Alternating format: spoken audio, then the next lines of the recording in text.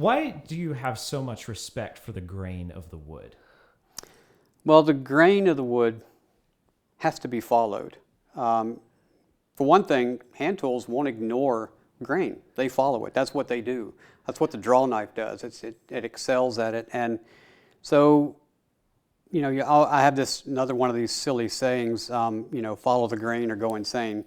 When you split the wood out, and think of it as when you make spindles in a chair, that each little spindle is its own tree.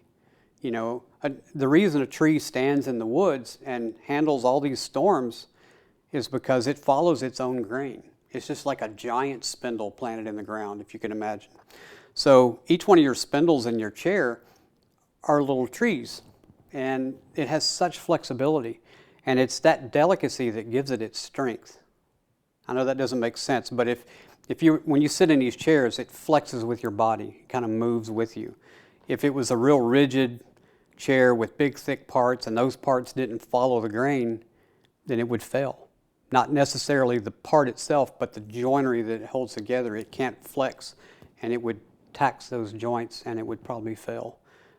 Pretty evident in a lot of factory-made furniture. So, follow the grain. That's the whole premise behind a handmade Windsor, is following the grain, using that inherent strength of the tree in your chair, and thus you end up with an 8-pound chair that can hold a 250-pound person. It's an amazing engineering feat. I think that 200 or 300 years ago they had it figured out, and so I'm trying real hard not to go down like a theology rabbit trail all along this concept. Yeah, but I mean it's amazing. I mean, you look at these chairs, right, and following the grain, you get such an elegant result. And there's actually quite a bit of freedom and flexibility within those parameters of following the grain. Exactly. You don't have to chop wood up and glue it back together to get a beautiful, long-lasting result, Yeah. Durability and all the good stuff. Yeah, I think the fact that if you built a chair out of laminated wood that you glue together, which is fine, there's many chairs that are made that way, but you can't go cut a tree down in the woods or buy a log and 5 days later have a finished chair. You can't do that with. Yeah. You'd have to kiln dry the wood, and then you'd have to surface every board, and there's this disconnect from you and the material by adding all these machines in between. And with the Windsor chair, I mean, that's as close as it gets. If I could sharpen my fingernails enough, I could make this chair. But I mean, that's kind of weird, but but I mean, the only thing in between you and that chair are a spoke shave and draw knife, some riving tools, a scorp. Scorp is a curved draw knife that carves out the seats.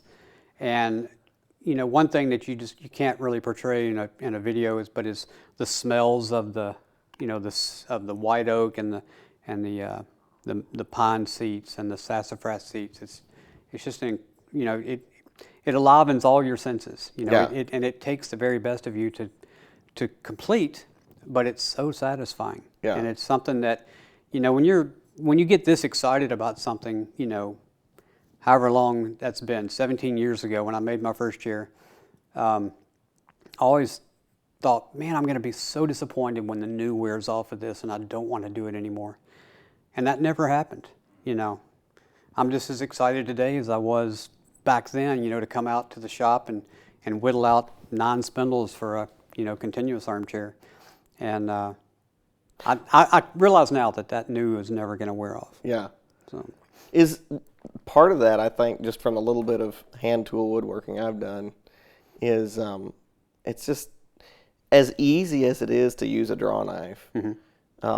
It takes a lot of concentration to follow the grain.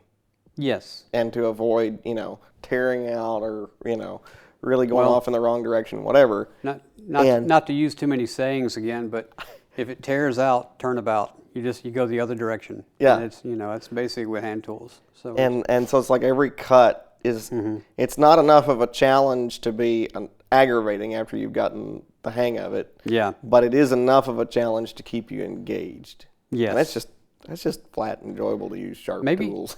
maybe it's just an adrenaline rush or Yeah, something. You know, yeah. it's that ever so often you might destroy this piece that you're working on because it's only 3/8 of an inch thick. You know, and Yeah.